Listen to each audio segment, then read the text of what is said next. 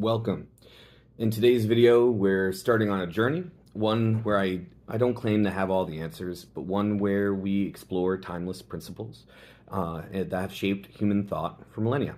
These ideas are rooted in ancient traditions, remain deeply relevant today, even as we grapple with the modern challenges that we have. This is about understanding, not dogma. Religion, philosophy, and psychology have long attempted to answer the same fundamental question: how should we live our lives? In many ways, they serve as walkthroughs for life, a way to navigate the complexities of existence. These frameworks emerge from thousands of years of wisdom, passed down through storytelling, experience, and while they're not perfect, because nothing created by us flawed humans is, they offer a foundation and strategies for building, a meaningful life. But religion often faces criticism, and rightly so. Many have walked away from it, burned by the actions of individuals or disillusioned by contradictions in its teachings.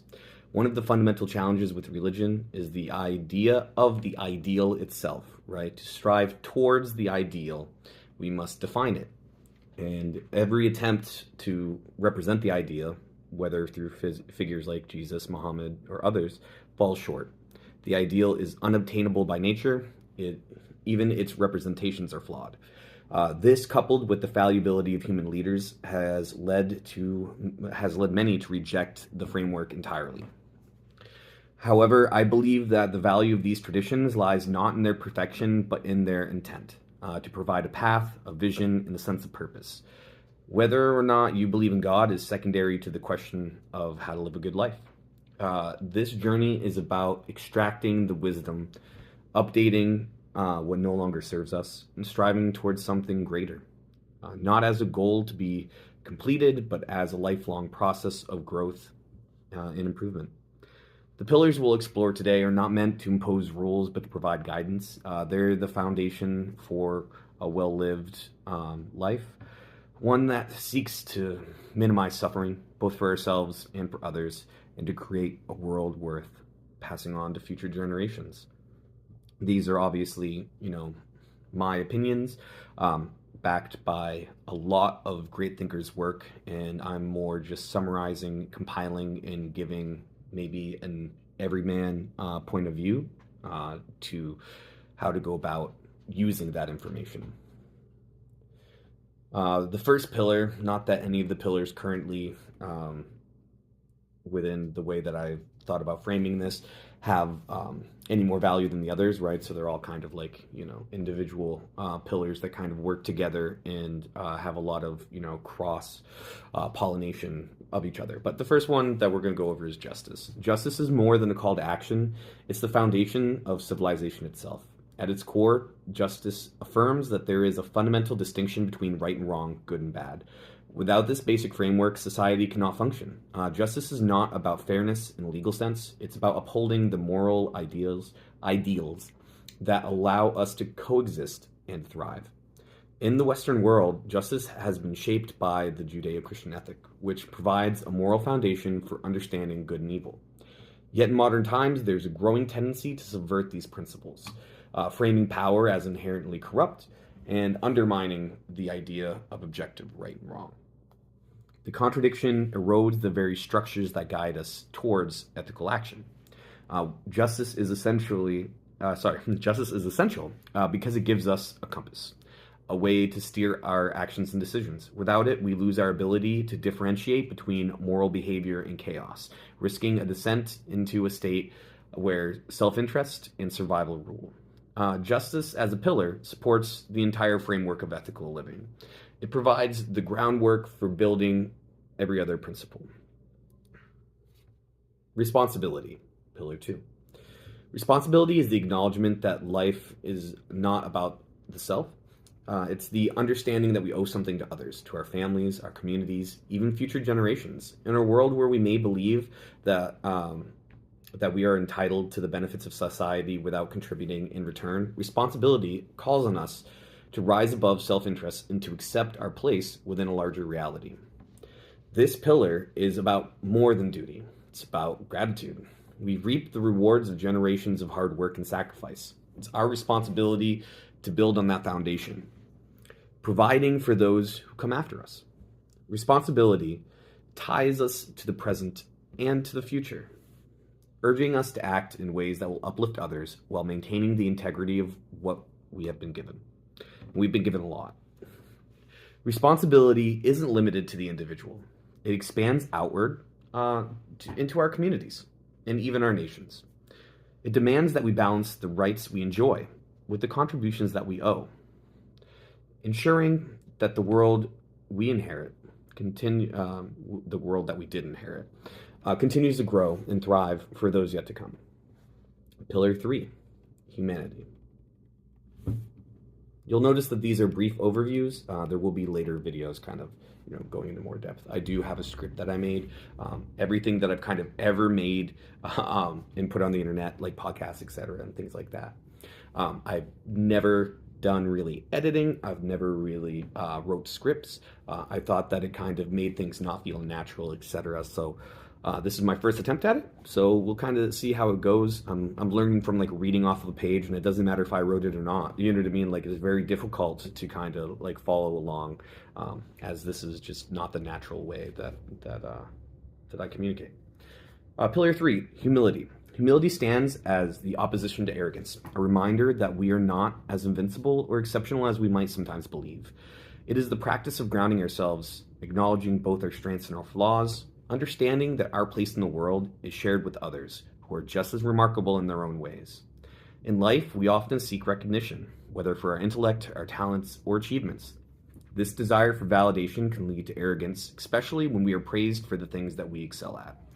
It's easy to fall into the trap of thinking we are somehow more important than others, placing what we value most at the top of a self-constructed hierarchy of importance. I think it's important that this is self-constructed and we really realize that, each of us does this.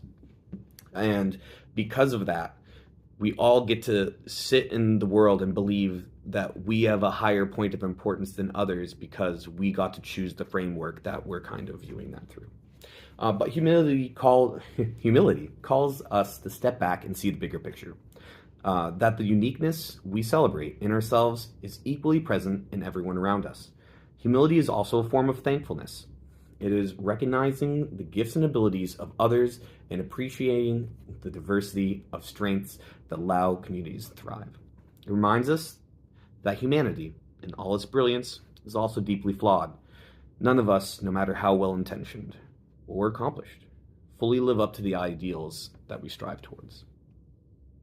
To walk the path of humility is to walk with an awareness of our limitations, an appreciation for the complexities of human nature, and a commitment to avoid the dangers of overstepping ourselves. And it is a safeguard against flying too close to the sun, ensuring that our pursuit of greatness does not come at the expense of our humanity. Pillar 4, community. Community is the concept of a broader self, or in a way it is, representing the maturity to prioritize something greater than the individual, right? You could think of this as maturity in itself. It is the recognition that our lives gain meaning when tied to a purpose larger than ourselves. For some, this may come through raising children, pursuing a purposeful career, caring for animals, or finding guidance in religious belief. No matter the form, the act of seeing ourselves as part of a greater whole is essential to transcending self-centered survival and hedonism. By embracing community, we extend the rights, responsibilities, and values we hold for ourselves to the collective. We begin to not just, sometimes I'm not a good writer. Well, we begin to live not just for individual gain, but for flourishing of the group. This shift in perspective demands that we act with integrity and intention, creating the best possible outcome for the broader group. Community ties together all of the other pillars. It channels responsibility into action, humility into understanding, and justice into fairness for everyone. Alone, we are limited in what we can achieve, but together we've built civilizations, overcome challenges, and accomplished remarkable feats. Despite humanity's flaws, our greatest strength lies in our ability to unite and create something greater than the sum of our parts. Community is where the potential of the individual meets the collective power of the whole. A lot of things are going to feel like tropes, right? And that's because tropes exist for a reason. usually because they have a deep level of truth within them, usually because they hold some sort of meaning that causes us to continue to repeat them over and over and over. And even if it becomes kind of annoying to hear things, repeated over time in culture, often it's a sign that, when these things span thousands of years, that there is something deep that we need to hold on to within those ideas, I guess. Purpose. Purpose is the reason we wake up each morning. It's also the force that helps us to endure the worst moments of our lives, both as individuals and humanity. It is what allows us to confront our sins, to forgive ourselves, and to move forward in the pursuit of something greater. Purpose provides the context and light behind our eyes, the spark that fuels belief, hope, and the vision of a better future. Purpose is the connection between what we conceive and what we create. It allows us to dream of something greater and gives us the strength to make that a reality. It is the first time that you feel the creative spark. The moment that you first hold your child in your arms. The depth of prayer and the overwhelming sense of direction in a moment of clarity. Purpose is as vast as human experience itself, offering fulfillment, hope, and meaning. Without purpose, there is no drive to create, no hope for better days, and no sense of direction. It is the compass that leads us towards what matters most. And it is the depth that makes life worth living. Purpose is not a luxury. It's a necessity. The foundation of belief and the promise of a brighter tomorrow. Pillar 6, accountability. Accountability is both an internal compass and an external barometer, guiding us towards a life of purpose and integrity. It allows us to reflect on our actions, ensuring that we remain on the path of growth and fulfillment, while also inviting others to help us course correct when we begin to stray. While the path may differ for each person, accountability reminds us that there are universal parameters for living a life that is optimal. Not just for ourselves, but for society as a whole. In a world where religion is losing its traditional role as a guide for those who feel lost, accountability becomes an essential tool for navigating life. It provides strategies that are time-tested and often scientifically grounded, helping individuals make the best possible decisions regardless of the hand that they've been dealt. And I think that's like a really important inherent thing. Like, if anybody is going to spend the time to worry about the hand that they were dealt in things that you can't control, you're going to end up wasting a lot of time. That doesn't really get you any benefit and usually just gives you strictly negatives. For those who grew up without direction, perhaps fatherless, unsupported, or burned by religion or life itself, accountability offers a way to reclaim agency and chart a course towards a better future. Accountability requires us to acknowledge that we are the arbiters of our own destiny. While circumstances may limit or challenge us, our choices remain our own, and the trade-offs we make shape our lives. It calls us to sacrifice short-term gratification for long-term fulfillment, to act not only for our benefit, but for the benefit of our children and our communities, and even those in need. By taking responsibility for our actions and their ripple effects, we can help create a society that is more just, more stable, and more compassionate. Ultimately, accountability reveals the power that we hold, not only over our own lives, but over the lives of those we touch. It is a tool for reflection and a guide for action, and a reminder that our decisions matter more than we often realize. This doesn't mean that wider societal things don't need to change or that those changes aren't beneficial as well, but it means much more the whole, getting your house in order and being able to take care of yourself first before trying to impose your will onto the broader public. And when you even do move into the idea of the broader public, it probably should be your local environment first. And once you have kind of proven, time-tested that your ideas and methods have an air of truth and success to them, then you can start to work on much larger societal change. Striving towards the ideal. Striving towards the ideal begins with accepting that ideals exist, right? A vision of ultimate good, prosperity, and divine alignment. It is acknowledgement of the duality of good and evil, the commitment to run from evil, or at least turn away from it, while moving steadily towards what is inherently good. This pursuit is not about achieving perfection, it's about the journey itself. The ideal is not a goal to be checked off a list. It's not something you can accomplish and then rest on once it's finished. Instead, it is a lifelong process, a conceptual journey towards becoming better, not just as individuals, but as a collective humanity.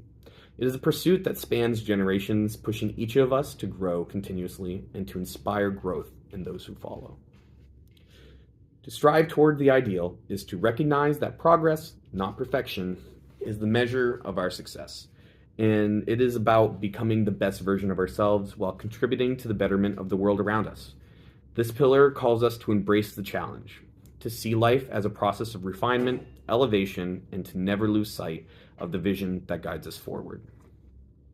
I mean, we will lose sight, but to revisit it as often as we can. Closing remarks. These are the pillars that will guide us on our journey. They are not easy to follow, and we will stumble, but they will provide us with a structure, an outline for living a life of purpose, integrity, and hope. Thank you for embarking on this journey with me, and let's continue to explore, to question, and to strive towards the ideal together.